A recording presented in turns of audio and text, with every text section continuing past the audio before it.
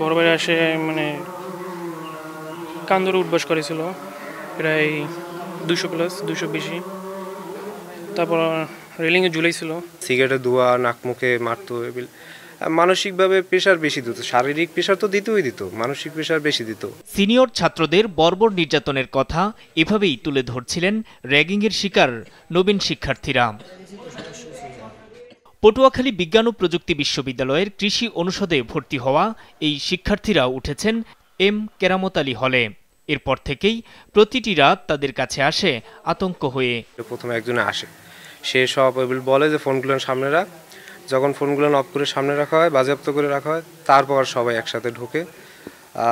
আনুমানিক 30 জনের উপরে ছিল।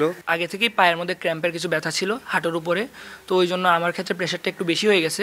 ওই জন্য এখনও আমার হাঁটার ক্ষেত্রে কিছুটা প্রবলেম হয়, আর এই জন্যই মূলত আমার এই যে হসপিটালে কিছুদিন থাকতে হয়েছে। এক সপ্তাহ ধরে 25-30 জনের সিনিয়র ছাত্রদের একটি দল তাদের উপর চালিয়ে আসছিল শারীরিক ও মানসিক নির্যাতন। এতে অসুস্থ হয়ে পড়েন অন্তত 4 শিক্ষার্থী। একজনের অবস্থা গুরুতর হওয়ায় নেওয়া হয় আইসিইউতে। Ragging is a crime.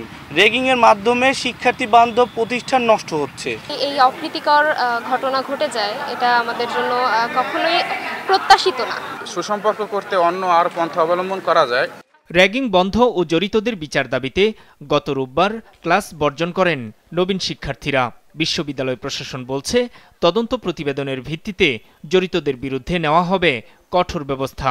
যারা যারা এর সাথে জড়িত আরও অনেকেই জড়িত আছে, তো তাদেরকে আমরা চিহ্নিত করতেছি এবং তাদের আসলে প্রত্যেকে তো সমান অপরাধ করে নাই, কারো কিছু কম আছে, কারো একটু বেশি আছে, এইভাবে আমরা গ্রেডিং করার চেষ্টা করতেছি। ওই দিনই সাথে সাথে বিশ্ববিদ্যালয়ের হলগুলো, আবাসিক হলগুলো থেকে তাদেরকে বহিষ্কার করা হয়েছে এবং 5 সদস্য বিশিষ্ট কমিটি করে তাদের সঠিক তদন্তের মাধ্যমে শাস্তি নিরূপণের জন্য ব্যবস্থা চলছে। কৃষি অনুষদে প্রথম সেমিস্টারে ভর্তি হওয়া 39 জনের মধ্যে 29 জনের উপরই নির্যাতন চালানোর অভিযোগ শিক্ষার্থীদের। মাছরাঙা নিউজ ডেস্ক।